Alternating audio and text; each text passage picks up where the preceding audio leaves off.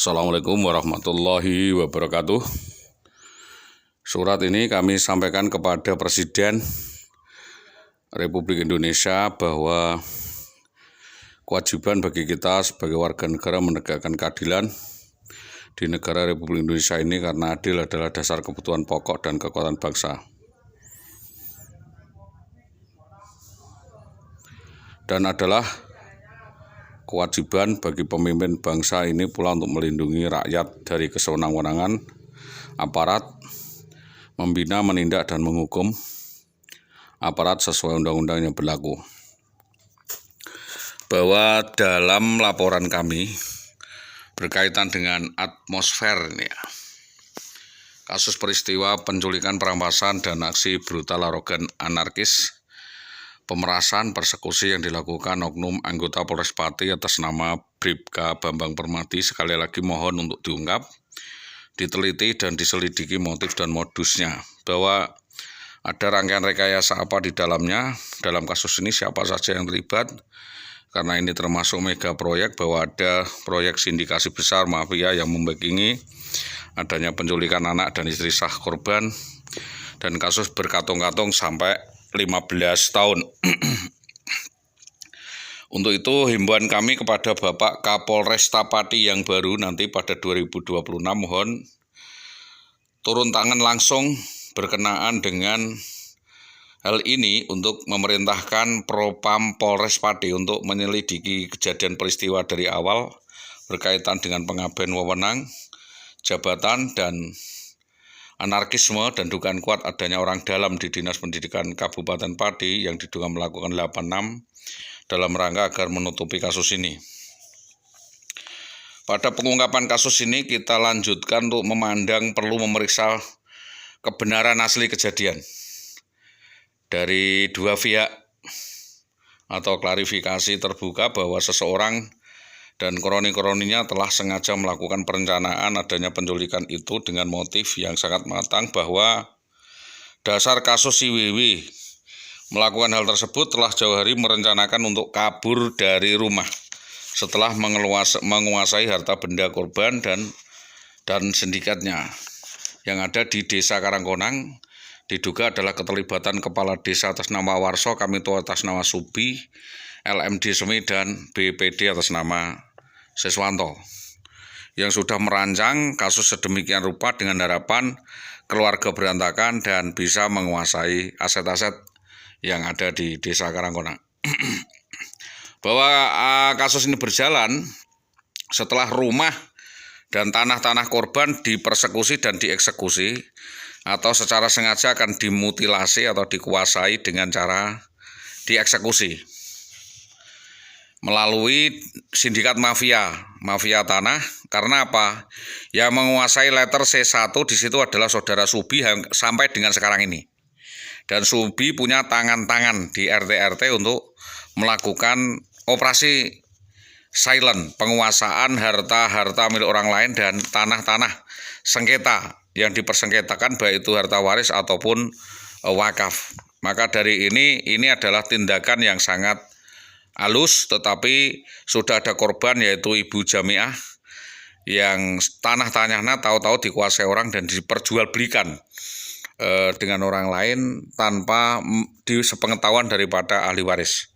Dan itu sangat dimungkinkan akan menimpa kami jika kami tidak melawan sejak sekarang. Karena apa? Ibu kami tidak mengetahui bahwa direkayasakan hal itu, termasuk juga kesadaran istri kami. Maka kasus ini seharusnya diteliti dari akar permasalahannya setelah saudari Iwi melakukan cek bond, ya, cek bond utang-utang tertanggung yang sangat banyak.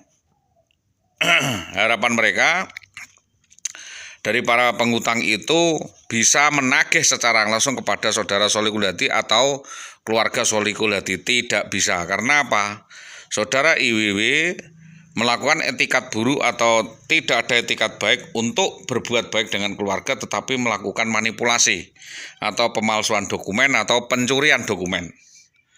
Ini kuat keterlibatan sindikat di dalam Desa Karangkonang, termasuk nama-nama yang kami sebutkan, dan juga ada sejumlah guru di Dinas Pendidikan Winong, Dinas Pendidikan Gabus, dan Tambak Romo yang turut serta diduga turut membantu serangkaian kejahatan serupa, yaitu pencurian, penggelapan, dan persekusi, yang diduga adalah atas persetujuan kesepakatan Kepala Sekolah SD 03 Tambak Romo mulai tahun 2010 sampai 2018. Maka dari ini kami mengharapkan kepolisian menyelidiki sejauh mana keterlibatan kepala sekolah itu di dalam merancang perkara peristiwa pelarian atau aksi brutal, arogan, anarkis yang dilakukan oleh oknum polisi tersebut. Apakah polisi tersebut kemauannya sendiri atau atas dasar persepakatan atau perintah dari konsorsium yang dimaksud? Maka kami meminta untuk kepolisian memberikan keterangan atas objek sengketa tersebut terkait tindakan persekusi masif yang terjadi baik di tengah jalan yang kami alami, yaitu di Jalan Mojolawaran Gabus, di kantor-kantor dinas maupun di tempat lainnya. Karena saya merasa sudah 5 kali diperlakukan seperti itu. Jadi ada 5 kali percobaan pembunuhan kepada saya, yaitu mulai di jalan antara Polsek Tambak Romo sampai dengan Gabus, kejadian di Jalan Mojolawaran Gabus sampai di Tanjang, kejadian di Jalan Pertigaan Tanggel, terus di Jalan Ngeronggo ya sampai dengan Mintorahayu itu juga saya dikejar oleh 4 orang yang memakai celurit, di Jalan Sugian sampai ke Bulambang, dan persekusi yang paling mengerikan adalah kejadian di Kopek Karangwotan, di mana ada satu APV penuh membawa celurit semua dan akan menghabisi saya. Maka dari ini kami meminta jaminan keamanan dan pelindungan keamanan kepada kami selaku korban dari persekusi dan eksekusi yang diduga dilakukan oleh gerombolan melibatkan dari otak tersangka yaitu Indah Wahyu Widiawati. Dugaan kuat selain penguasaan harta waris atau dugaan kuat percobaan pembunuhan kepada saudara Solihuddin yang adalah suaminya sendiri adalah karena saudara Indah Wahyu Widiawati ini sangat materialistis. Dia ingin menguasai semua harta benda daripada objek, lalu setelah menguasai dan menipu daya, dia memang sengaja kabur dan akan kawin dengan oknum anggota polisi tersebut. Sejak tahun 2003 dan 2005 itu sudah ada hubungan khusus dengan oknum polisi itu dan dilanjutkan sampai 2011 setelah membunuh daripada saudara Solihuddin. Kebenaran saja, nasib masih berbaik, saudara Solihuddin diselamatkan oleh Tuhan Yang Maha Esa. Modus lain apa yang dilakukan Indah Wahyu Widiawati adalah saudara Solihuddin sudah dimasukkan ke arisan-arisan, ya, jadi dimasukkan pada kewajiban membayar bank, ya, disuruh menanggung seluruh hutang piutang yang dia tanggung. Dia berbisnis dengan mafia gelap, diduga terlibat dalam judi online, terlibat di dalam prostitusi online, dan terlibat di dalam narkoba dan pil-pil koplo. Saya sangat yakin bahwa saudara Indah Widiawati terlibat dalam sindikat Nando CS, yaitu sindikat pengguna narkoba dan pengedar narkoba. Karena apa? Sindikat ini sangat luas dan dia terpengaruh atas pergaulan sosialita bersama dengan Ririn Gunati yang adalah istri dari mafia narkoba Nando Supriyanto Ndopang. Jaringan sindikat ini sangat luas, maka sepenuhnya kami menyampaikan hal ini kepada kepolisian dengan harapan dari kejahatan ini segera dapat ditangani oleh kepolisian. Kami melihat sendiri, makanya saya berani memberikan keterangan. Bahwa atas dasar ini pula bahwa saudara Indah Wahyu Widiawati telah merencanakan pembunuhan kepada suaminya jauh hari sejak tahun ketiga perkawinan. Jadi saat itu bapaknya menang calon kepala desa yang kedua, itu sudah ada indikasi saudara Indah Wahyu Widiawati mau menghabisi suaminya sendiri, memerintahkan orang di Magelang sana. Jadi saya pernah dipancal orang tidak dikenal di tempuran sana dan saya jatuh di parit dan hanya diketawain saja, tidak ada yang nolong. Jadi saya menganggap bahwa keluarga saudara Indah Wahyu Widiawati ini monster, mulai dari kakak-kakaknya maupun adiknya. Seluruh keluarga memang ingin menyikat saya dan menghabisi saya dan mencemarkan nama baik dari kami. Secara halus saudara IWW ini memang sudah ada etika tidak baik. Dari ini maka karena saudara IWW ini masuk menjadi PNS, hal ini harus diteliti karena terkait dengan waskat jabatan. Yang keempat petunjuk itu adalah saudara Solihuddin Hadi dimasukkan ke asuransi jiwa, ya asuransi Jiwasraya, ya asuransi Jiwasraya. 1, 2 adalah Sequest Life dan 3 adalah Prudential. Dengan klaim asuransi sekitar kalau 3-nya itu adalah 3 miliar. Jadi dengan kematian dari saudara Solihuddin Hadi itu, harapan saudara Indah Widiawati adalah mendapatkan warisan yaitu klaim asuransi 3 miliar itu, dan dia akan berdrama berpura-pura menjadi korban, selanjutnya menguasai harta warisan daripada tinggalan Bapak Kiai Haji Abdul Hanan itu dengan alasan ikut anak. Jadi seolah-olah memperjuangkan anak, lalu dia ikut anak, nanti dijual, lalu dia kabur lagi. Jadi kejadian seperti itu sudah berkali-kali kami alami. Jadi saudara IWW ini memiliki sikap watak yang tidak setia, ya diduga sering keluar tanpa izin, sering melakukan perselingkuhan berganti-ganti pasangan dengan modus untuk justru mencelakakan suaminya sendiri. Jadi saya menceritakan ini atas dasar fakta yang saya tahan karena memang dulu adalah suami saya, istri saya masih pulang, tentu saya tidak akan menjelek-jelekan atau tidak mencemarkan. Ini adalah fakta bahwa dia pernah berselingkuh dengan Hardi Pojok, ya, pernah berselingkuh dengan saudara Jatmiko, saudara dengan Hartono, dengan Yamin, dengan Harkamto, dengan Edi, dan semua banyak sekali yang mengatakan bahwa saudara IWW ini lelemeran atau suka melakukan aksi seperti itu, yang mesum, ya, atau perselingkuhan atau perselibatan. Maka dari ini itu yang bisa sebutkan. Lebih dari itu ada yang lainnya yang belum kita ungkap. Maka jika dia mendapatkan induk semang atau tempat di sana atau gremo, yaitu Suroso CS dan Sri Tomo, maka yang terjadi seperti itu. Saya duga saudara Iwi juga hidup kumpul kebo dengan Bribka Bambang Permati selama beberapa tahun sejak pelarian itu. Jadi saya meminta kepolisian, ini kan praduga, saya sampaikan adalah praduga, karena beban pembuktiannya ada di kepolisian, saya tidak boleh untuk melakukan suatu tindakan lebih daripada praduga. Jadi dugaan saya dia berkumpul kebo dengan itu, lalu berganti-ganti pasangan dengan lainnya, yaitu baik dengan kepala sekolah atau rekan sejawat yang belakangan ini sudah saya sampaikan. Maka dari ini kami meminta kepolisian dan Satpol PP segera menyelidiki tentang sikap watak, norma, karakter, dan pelanggaran-pelanggaran etika susila, kemasyarakatan, dan pelanggaran-pelanggaran lainnya, termasuk adalah perdata maupun pidana yang dilakukan, termasuk penggelapan insentif tunjangan suami yang selama ini kami sampaikan. Jadi sepenuhnya saya menyerahkan apa yang saya laporkan ini kepada kepolisian dan pencarian pada sumber-sumber kejahatan yang harusnya ditangani kepolisian sebagaimana laporan pertama. Katakanlah jika penyelidikan terkait dengan saudara Bambang Permati itu sudah selesai, bukan berarti perkara yang lain itu dapat diselesaikan atau selesai begitu saja. Jadi bongkar pasang atau buka tutup. Kalau memang yang itu ditutup, lainnya tetap terbuka karena banyaknya fair jaring lainnya. Ini bukan hanya pengaduan sementara, tetapi ini adalah selama-lamanya karena sepenuhnya dalam pencarian sumber kejahatan yang ditangani kepolisian itu perlu keterangan. Dan saya sudah selama ini memberi keterangan sudah banyak sekali, saya kira sudah sangat lebih, dan kita juga berkomunikasi dengan Subdit 4 Polda Jawa Tengah sudah, Irwasda, Irwasum, Mabes Polri, hanya tinggal keberanian Polresta Pati untuk membongkar sindikat kasus ini. Ini arahnya kemana dan mengacu kepada permasalahan apa? Sepenuhnya pencarian dari sumber-sumber kejahatan yang ditangani kepolisian ini dan kejaksaan bahwa ada benar-benar aksi penculikan itu terjadi.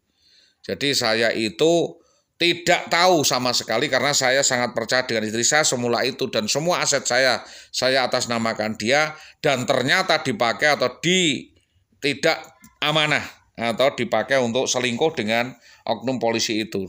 Menurut keterangan ya yang kuat bahwa oknum polisi itu sudah berhubungan dengan dia itu beberapa tahun sebelumnya.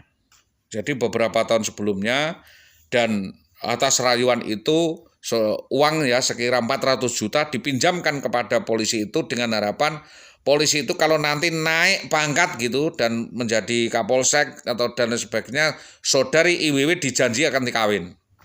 Jadi menurut keterangan-keterangan itu, keterangan yang kami himpun, hubungan perselingkuhan dengan oknum polisi itu sudah serius. Semua masyarakat, semua mata tahu bahwa di polsek-polsek juga tahu bahwa Indah Wayu Widiawati itu kawin gendak dengan Bambang Permadi. Itu yang jadi permasalahan awal yang harus dibuka lebar-lebar oleh mata kita semua. Ini adalah suatu kejahatan sindikasi melibatkan oknum anggota polisi. Saya tidak cukup kalau hanya saudara Bambang Permadi saja yang mendapatkan sanksi, tetapi saudari Indah Wayu Widiawati juga harus mendapatkan sanksi tegas, baik dari atasannya maupun dari kepolisian. Ini sebuah akal bulus atau akal-akalan tipu daya yang dilakukan Indah Wayu Widiawati yang ditutupi dengan kebaikan, ditutupi dengan kebaikan palsu, sopan santun, ya, ditutupi dengan baju dinas kedinasan, ditambah romo, menutupi melindungi tersangka. Ini adalah suatu kejahatan obstruct of justice yang masif dan maka yang melindungi juga bisa kena delik. Selanjutnya bahwa pengaduan yang kami sampaikan belum ditindaklanjuti sepenuhnya oleh para pihak, maka dalam hal ini penanganannya sudah saya limpahkan, saya sampaikan kepada Mabes Polri. Kalau memang di Polsek itu tidak bisa menangani, tentu bisa Polres tidak bisa, maka Polda dan Mabes Polri. Ini adalah sebuah kejahatan terselubung, maka dalam pengaduan ini pun saya sudah minta kerjasama dengan Intel, baik maupun Kodim maupun Intel yang lain dan Kejaksaan, karena tindak lanjut di dalam penanganan perkara ini tidak terpisahkan. Maka sesuai dengan ketentuan Undang-Undang Nomor 2002 tentang kepolisian, artinya bahwa kepolisian wajib menerima laporan karena ini adalah instruksi, ya, petunjuk dari atas untuk saya harus melapor dulu melalui Polsek karena jurisprudensi, ya, yurisdiksi tempat kejadian perkara pertama, penculikan, perampasan dan aksi brutal, arogan, anarkis serta premanisme, ya, kejahatan ras, pemerasan yang secara sistematis dilakukan kepada saya oleh sindikatnya Bambang Permadi CS itu harusnya segera dapat diungkap dan kepolisian wajib menerima laporan kami. Ada atau tidak adanya bukti. Karena apa? Dugaan pelanggaran itu menyangkut pasal 273, 294, 378, 372, 374, 277 Jungto 304, di mana 304 adalah barang siapa yang dengan sengaja menyebabkan atau membiarkan orang sengaja ditelantarkan atau terlantar, sedang ia wajib memberi kehidupan, maka pidana yang dikenakannya adalah 2 tahun 8 bulan. Jadi kepada saudara IWW, atas penelantaran berlarut yang dilakukan kepada kami, keluarga kami, yang sakit-sakitan padahal dia punya tanggung jawab, itu adalah 2 tahun 8 bulan. Melepas dari kadaluarsa tersebut, maka saya juga menyampaikan murni ini adalah penelantaran. Dan rekan-rekan korban ini menuntut juga, menyampaikan kepada kami, kalau memang BBPM Bambang Permadi ini dianggap suruhan, yang nyuruh siapa, pesanan siapa, yang melakukan perampokan siapa, yang melakukan penculikan siapa, maka kasus ini menjadi 307 ditambah sepertiganya. Jika seorang PNS dituduh melakukan suatu perbuatan menjalankan tugas, maka pembuktiannya adalah 312. Hal ini tidak diizinkan karena perbuatan yang dituduhkan itu hanya dapat dituntut atas pengaduan orang atau pengaduan yang tidak dimajukan, misalkan pada zina. Karena pembuktian zina tentu sulit.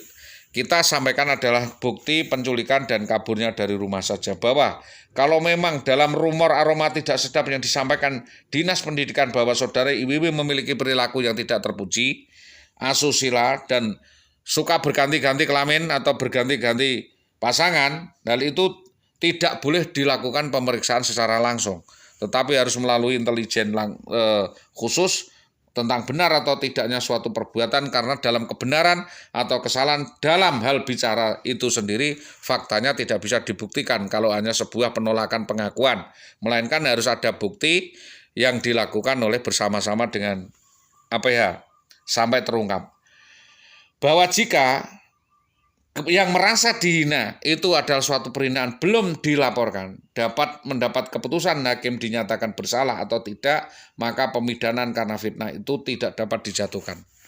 Selanjutnya bahwa karena kami hanya sifatnya menuntut keadilan dan atas tegaknya supremasi hukum di Indonesia, barangkali dalam kasus ini dapat diungkap verjaring lainnya saja.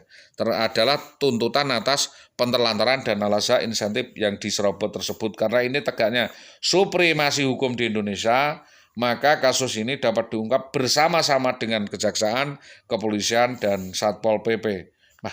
Maka di dalam hal ini tentunya kami berharap besar atas keseriusan daripada PH, terutama adalah Polresta Pati. Demikian saya sampaikan, saya Soleguliati SAG SPD, SAG-nya dari Yayan Sunan Kalijaga, SPD-nya dari UNES. Hanya karena suatu hambatan, kebetulan kami terlantar karena suatu keadaan. Itu yang dapat kami sampaikan. Atas kerjasama yang baik semua pihak, terutama adalah Bapak Kepolisian Polres Pati, kami meminta segera mengungkap kasus ini, dan atas kerjasamanya semua pihak, kami sampaikan terima kasih. Assalamualaikum warahmatullahi wabarakatuh.